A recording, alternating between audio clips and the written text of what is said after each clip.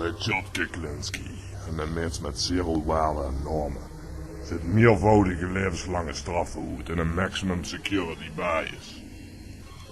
En bekend voor youth en alle brute, koelbloedige moorden die onder zijn name tag stonden. Zet je zelf als een assassin? Assassin? Ik weet geen eens wat dat betekent. Ik word gewoon een moordenaar.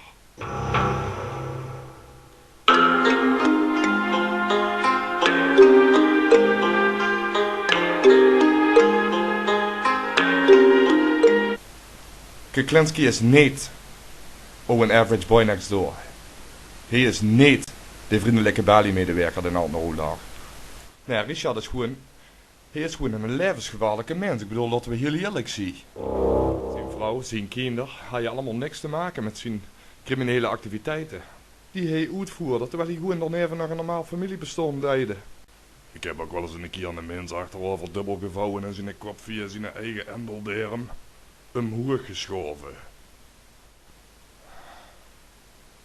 Ja, en daarna zie ik in de wagen gesprongen, zie ik naar huis gejaagd, zie ik naar bed gegaan.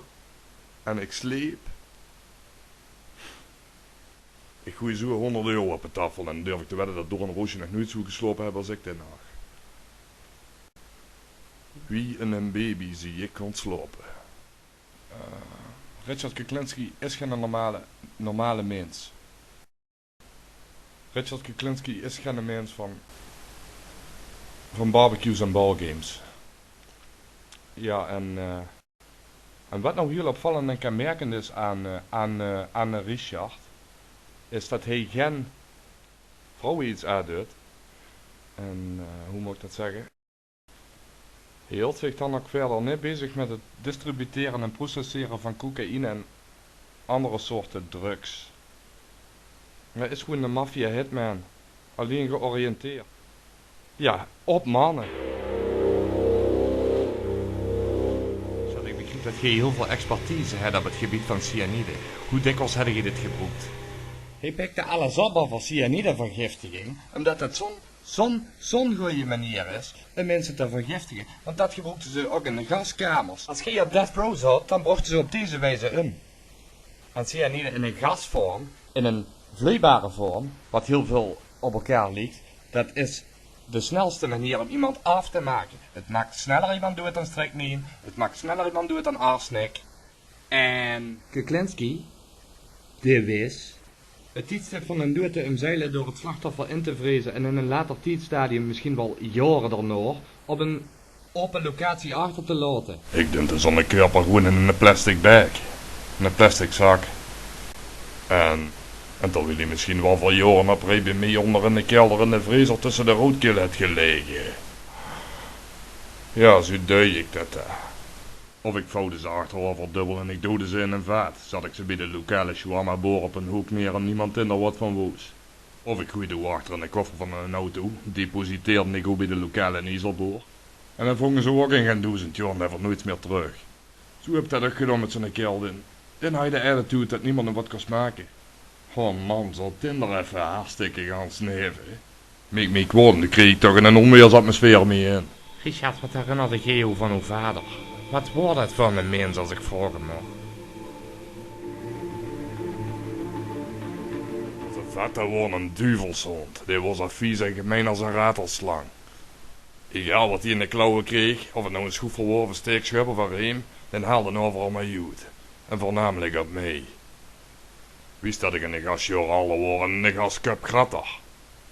Toen haalde ik even zoet op onze pa. En als moeder was een vies viswief. Dat was Evil Demon Spawn, rechtstreeks uit de hel.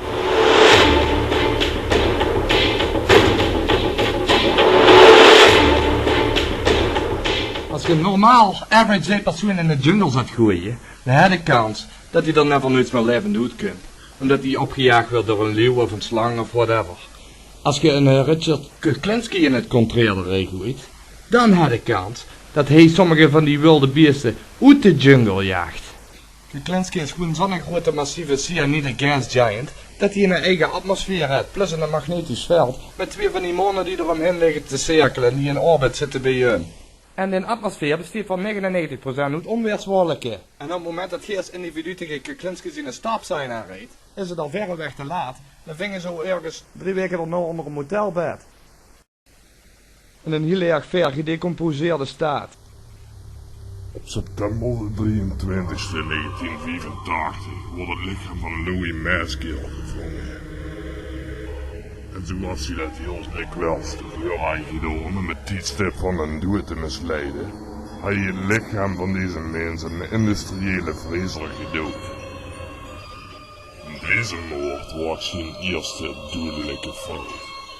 Hij deed het zo goed met deze kadaver dat hij het lichaam 2 jaar lang in de vriezer had gehaald, de roet had gehaald en later nog in Rockland County had gedumpt. En het lichaam wordt gevangen voordat het volledig ontdooid wordt. Dus de dokter die door die autopsie runde, de medici, door in Rockland County, op het moment dat ze door het lichaam opmeken, concludeerden dat het lichaam vol zat met ijs op een hete zomersdag. En dan werd al per definitie dat het lichaam niet zomaar 2 dagen oud is, maar veel ouder is als 2 dagen, misschien wel 3 jaar. Wat ik mijn superieuren heb verteld op het toestand is dat... Hey kijk, we hebben hier een goede vis in het schep net, laten we hier eerlijk zien. En hun zagen, ja luister, we hebben een x-aantal seriemoordenaars in ons land hier rondlopen vrij. En ik zeg, kijk eens goed wat we hier hebben. Wij hebben Richard Kuklinski en dat geeft het er maar één van. Ik profileerde mezelf als een huurman naar een hele goede loopbaan. Maar ik word dus eigenlijk gewoon een undercover krap. En Richard Kuklinski had hier een hele lege awareness over. Die wist bij God niet wie ik was. Wist dat hij met zijn dikke kop tegen de moor vloog. De moor wordt knokken haar beton, vergelijkbaar met dat viaduct wat daarachter stiert. Kunnen we incalculeren hoe dat doet. En met name... met heel hoge snelheid. Als je dat dan aan de kant maakt, houden die dan net lift gewoon met een koevoet en je zegt zo en een stuk hier. Wil we er nog opvluggen maken, dat het fijn en rustig. Ik weet al een beetje zeer niet en nou overin en dan gaat die fijn rustig slapen. Op een goed moment had je er in de hamburger hartstikke vol gegooid met dat cyanide-rotzooi die niet bezig had. En op een gegeven moment zit Richard Dominique luister hier. Die mens die ik net vergiftigd heb, die wil niet op de dek klappen. Geloof dat niet. Normaal gaat een pad boemhoen na de soepstang aan ons toe. Nee, maar deze mens die deed dat niet. Hij zit volgens mij dat de kerel de stamina van een fucking stier. Dat geloofde ik ja niet. Hij zegt, hij wordt niet kapot. En weet dat je er allebei een beetje laag kreeg over. En ik dacht in mijn achterhoofd, mijn god, wat is dat daar van een halve jaar? Wat is dat van een mens? Ik zag op dat moment tegen mezelf, dit moet wel de duivel zien. Dit is de duivel reïncarnated. Dat is één ding wat ik heel erg zeker weet. Weet ik gewoon 100% zeker dat hij dat is. Ja, dit is hem. Geen enkele twijfel mogelijk.